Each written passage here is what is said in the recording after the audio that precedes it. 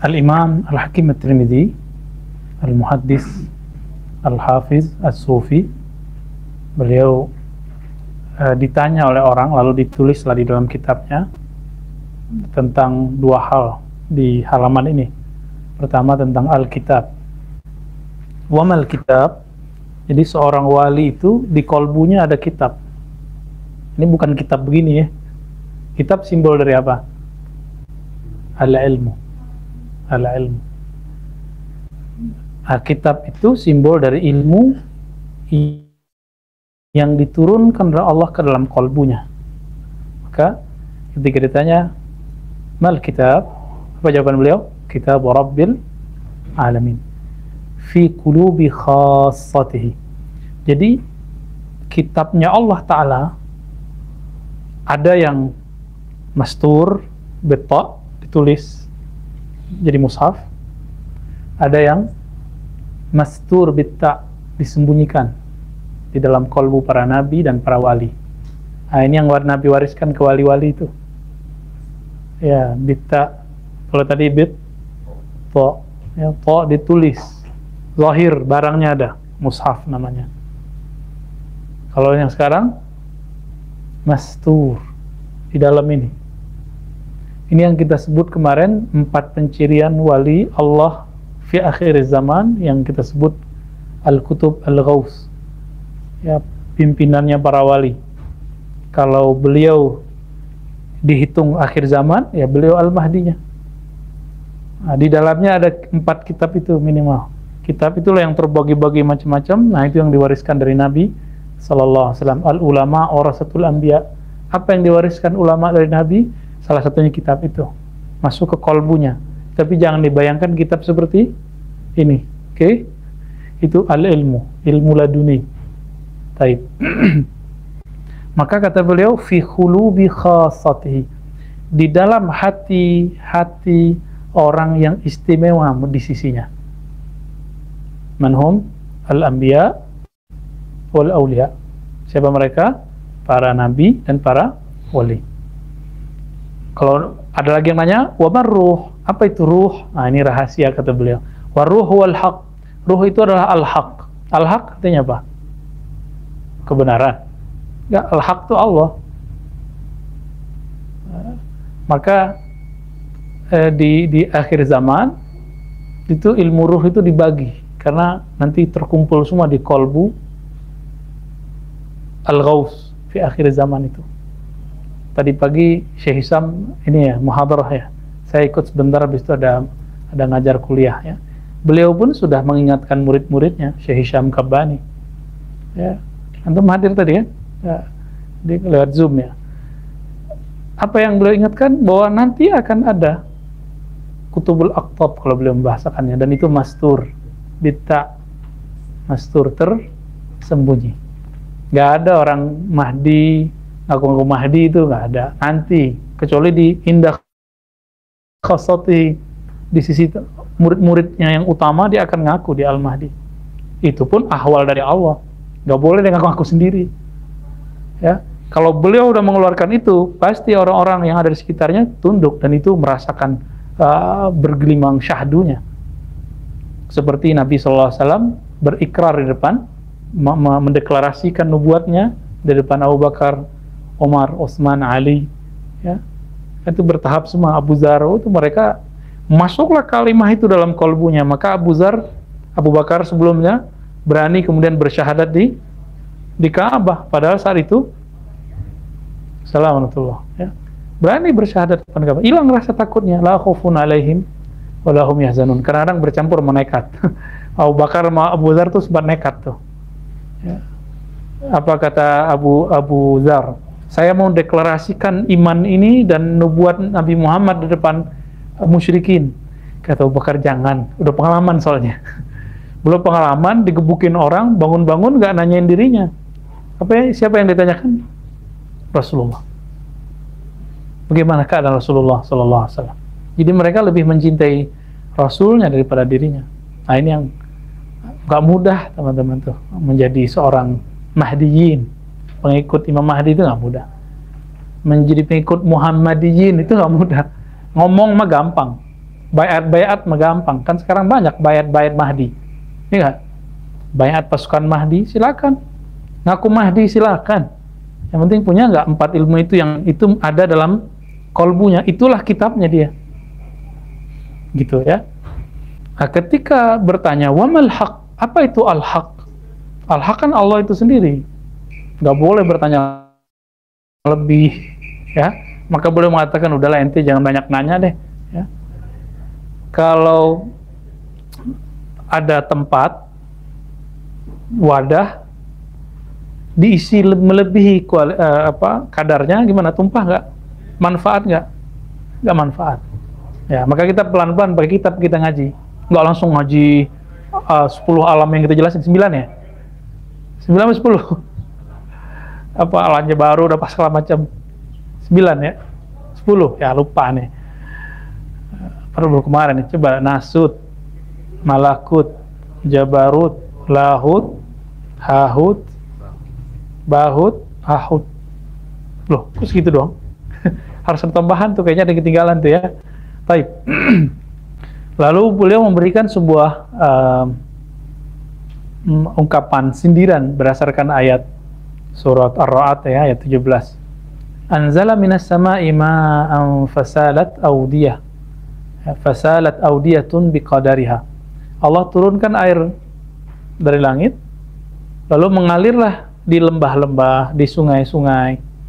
Air itu ditampung, mengalir di situ sesuai dengan kadarnya. Kalau melebihi gimana? Fahtamala sailu zabadar rabia. Rabia itu naik. Ya, zabat itu kan seperti kalau di laut itu kita ngelihat ada buih yang ombak yang naik, itu disebut zabat. Zabadan rabia. Rabia itu yang sa'ada, irtafa'a, yang naik. Ya, artinya hampir-hampir munasabah. Maka saya katakan tadi nafsul makna. Ya. Maka dikatakan kadzalika yadribullahu al-haq wal batil. Nah, ini ujung ayatnya ya. Apa kata beliau? Khassah itu, mereka yang disebut orang-orang spesial itu disebut dengan awliyaullah. Kataba fi qulubihimul iman. Nah, ini dalam akhir surat Al-Mumtahanah. Ya. Allah menetapkan, Allah menulis, Allah meletakkan kitab, bisa juga begitu, di kolbunya orang beriman itu iman. Iman itu intinya apa? Yakin. Lawannya apa? Syak. Berarti beda wali sama nggak wali, bedanya apa? Yakin sama syak. Itu aja bedanya. Antum yakin atau syak. Itu sebabnya ayat kedua setelah Alif Lam Mim dari Al-Baqarah, ungkapannya dzalikal kitab, kitab. Itulah kitab. La raiba fi. Maka kitab itu baru akan turun ke kolbu kita. Antum kalau nggak yakin Quran itu kalam Allah, nggak bisa ngapal. Saya ngapal nggak akan tertarik ngajinya. Dibacain ke air nggak ngefek deh, karena nggak yakin. Jadi beda waliullah dengan yang bukan wali. Yakin aja, bacaannya sama-sama basmalah, sama-sama Fatihah, tapi yang satu yakin, satu tidak yakin. Sama yang dibaca nama Allah, Ismul Jalalah Allah, sama-sama tahlil la ilaha illallah, tapi ini beda gitu. Al-farq bainahum, ini al-yaqin ya. Nah, kalau sudah begitu, sudah ada di dalamnya nurul iman, maka ayyadahum biruhim min. Allah kuatkan mereka dengan ruh darinya. Nah, ruh di situ artinya hembusan. Satu. Yang kedua artinya rahmat. Karena ruh itu, kalau dalam ilmu ma'rifat, itu ada akar kata dari rahmah juga. Sebenarnya, untuk ahli hakikat ya, itu nggak bisa lebih jelaskan itu, nanti melewati batas lagi. Ya. Biruhim min, Allah kuatkan mereka, para wali Allah. Syaratnya satu, di dalam kalbunya ada nurul iman, nur yakin. Nah, maka tergantung di bantuan Allah kepada kita berapa. Hanya sekedar ilmu yakin, ya segitu itulah.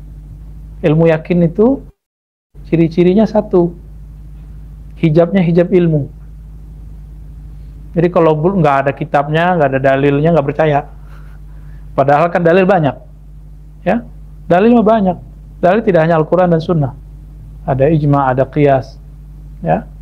Kalau indah ahli dzikir ya ada zauq. Zauq itu dalil, ya. Orang ngomong, ala bidzikrillah tatmainnul qulub. Kata ahli tafsir, ketahuilah hanya dengan menyebut nama Allah hati menjadi tenang. Itu cara membuktikannya gimana? Antum coba sendiri di rumah. Pasti ragu, benar nggak ya nama Allah ini berefek ke dalam diri saya? Pasti bertanya. Jika tidak bertemu dengan ahlul qulub, ahli kolbu, ahli yakin, itu nggak bisa ditransfer tuh yakinnya. Maka yakin itu bisa diajarkan. Itu yang disebut mewarisi. Jadi warisan ilmu bukan dengan orang mati terus turun ilmu juga begitu. Warisan ilmu itu harus transfer. Nah, ini proses warisan namanya nih. Ya, kan tergantung nanti antum berapa percayanya, berapa mahabbahnya, berapa sungguh-sungguhnya, segitulah bagiannya. Gitu. Baik. Maka dikatakan di sini wa aujaba lahumur ridha anhum faqala radhiyallahu anhum. Maka maqam radiyah ya ayyatuhan nafsul mutmainnah irji'i ila rabbiki radiyah dulu, mardiyah. Tapi di sini radiyahnya kembalinya ke siapa? Ke nafs. Wahai jiwa yang tenang, pulanglah engkau kepada Allah dalam keadaan yang ridho, dan dia pun ridho, mardiyah. Tapi pada hakikatnya dibalik. Allah, karena Allah sudah ridho, kita menyebut namanya di dalam kolbu, maka gimana? Kita pun jadi ridho, sebab yakin tadi. Jadi nikmat yang paling mahal itu nikmat yakin. Jadi mintalah itu, ya. Salah satu doanya Allahumma imla qulubana bil yakin. Coba dihafalin. Allahumma imla qulubana bil yakin. Ya Allah, penuhi kolbu kami dengan yakin. Itu doa tuh banyak-banyak tuh tiap hari kalau bisa. Ya. Lalu Allah menyebut mereka ahlur ridha itu waradu'an, ya, sebagai hizbullah. Jadi kan beberapa waktu lalu ada penggunaan ayat ini bukan pada tempatnya, digunakan untuk kepentingan politik praktis. Kita mesti berpolitik, teman-teman, tapi tidak sekotor itu, ya. Nggak usah lah, kita tahu kok, orang awam juga ngerti kok mana yang benar mana yang salah, apalagi ulama, ya. Jangan sebut Hizbullah kalau bukan benar-benar Hizbullah. Hizbullah artinya apa? Tentara Allah. Tentara Allah itu diridhoi oleh Allah. Kenapa diridhoi oleh Allah? Karena mereka ridho kepada Allah. Karena mereka ridho, karena di dalamnya ada nur iman, dan mereka dikuatkan oleh Allah, pasti menang. Faulaika humul muflihun, kan begitu dalam surat Mumtahanah yang terakhir, ya. Fahum rijalullahi fi ardih. Mereka lah rijal-rijalnya Allah. Jadi ada istilah rijalullah walaupun mereka perempuan. Jadi mbak-mbak ini, ibu-ibu ini, teteh-teteh ini, kalau ada nur iman di kolbu, itu rijal. Cowok-cowok ini nggak ada nur iman, banci. Banci. Ya, kenapa meragukan? Banci kan meragukan dirinya. Dia laki atau perempuan, ya kan? Malah menuduh Allah, salah naruh dirinya, perempuan yang terperangkap dalam tubuh cowok. Bahlul itu namanya, ya. Nggak ada, Allah nggak pernah salah. Sana semuanya fi ahsanit taqwim. Itu sudah kena tuh takdir yang ke-6 tuh. Ya, bab ke-6, rukun ke-6. Udah bermasalah tuh. Ya mau dosa-dosa aja, nggak usah nyalain Allah gitu ya. Salahkan diri sendiri. Kita kan semuanya nggak ada yang selamat dari dosa. Nggak dosa fisik, dosa batin. Nggak dosa batin, dosa hakikat kita. Semua kita punya dosa. Maka hatta Nabi beristighfar walaupun beliau nggak ada dosanya lahir batin. Baik. Nah, lalu ada ayat. Nah, jadi ternyata mukmin itu kafir loh ya. Antum ini mukmin nggak kepada Allah? Berarti antum kafir. Kafir ke siapa? Kafir ke taghut. Nah, ayat ini, tauhid, sering ditafsirkan oleh pergerakan-pergerakan yang tidak bersanad secara ruhani dan secara akidah, secara mazhab kepada Nabi. Tauhid ini sistem pemerintahan. Padahal ini gak ada kaitannya dengan sistem pemerintahan. Ini tentang sistem keimanan di kolbu. Ya. Maka Nabi ketika di Mekah bangun pemerintahan nggak? Enggak. Waktu di Madinah otomatis terbangun pemerintahan. Tapi Nabi tidak meniatkan itu. Otomatis perintah dari Allah Subhanahu wa taala. Tadinya kan enggak. Nah, maka mereka mengatakan Pancasila tauhid, ya kan? Habis itu dihapus ya. Undang-undang dasar tandingan Al-Qur'an. Gimana tuh? Antum lihat aja sekarang. Dulu saya penggemar Ustadz Abu Bakar Ba'asyir. Tapi setelah beliau mengatakan bahwa Pancasila tauhid, saya jadi kaget. Waduh, apa yang salah dengan Ustadz Abu nih? Sama yang baru meninggal nih ya. Semoga Allah mengampuni mereka. Ya, kalau Ustadz Abu kan masih hidup ya, Abu Bakar Ba'asyir. Yang baru meninggal Abu Jibril. Ya, sama mereka ngomong begitu. Tapi kan belakangan dia berubah. Ya, berubah dia, alhamdulillah. Maka dia ikut gerakan apa ya? Kita lihat dia ikut 212 ya. 212 ini kan NKRI harga mati. Cuma beda pergerakan dengan yang satu lagi gitu. Tapi mereka semuanya sama-sama cinta negeri ini. Nah, kita doakan saja mereka semua baik-baik aja ya. Capek kalau antum menaruh kebencian di hati atau terlalu fanatis di hati, itu capek ya. Mas ingat dulu saya mengatakan bahwa Imam Sya'rani menyampaikan sufi itu akan engkau lihat aqallun nas ingkaran alal umara. Mereka sedikit sekali mengingkari terhadap pemerintah. Mereka punya standar sendiri. Mereka memilih mendoakan dan menasihati daripada mengata-ngatai dan menghujat. Nah, maka ini jadi pelajaran bagi kita. Dulu Imam Sya'rani dituduh penjilat pemerintah juga. Tapi buktinya beliau nulis di Al-Minan Al-Kubra, enggak. Saya tahu kok orang-orang pemerintah yang datang kepada saya, ya, raja-raja, sultan-sultan yang datang kepada beliau, beliau ngerti. Mereka itu datang cuma kalau lagi butuh. Kalau udah naik, nggak butuh lagi, nggak datang lagi. Jadi Imam Sya'rani sudah ngabarin teman-teman dari dulu. Nah, semoga nih yang ngurus negeri ini tidak seperti yang dikatakan Imam Sya'rani.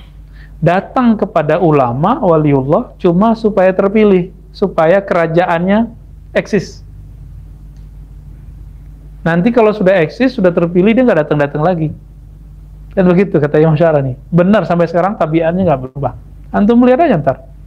Atau kemarin, pilkada, pemilu, setiap musim-musim pemilu pilkada, itu kiai-kiai yang sakti-sakti pada datangin.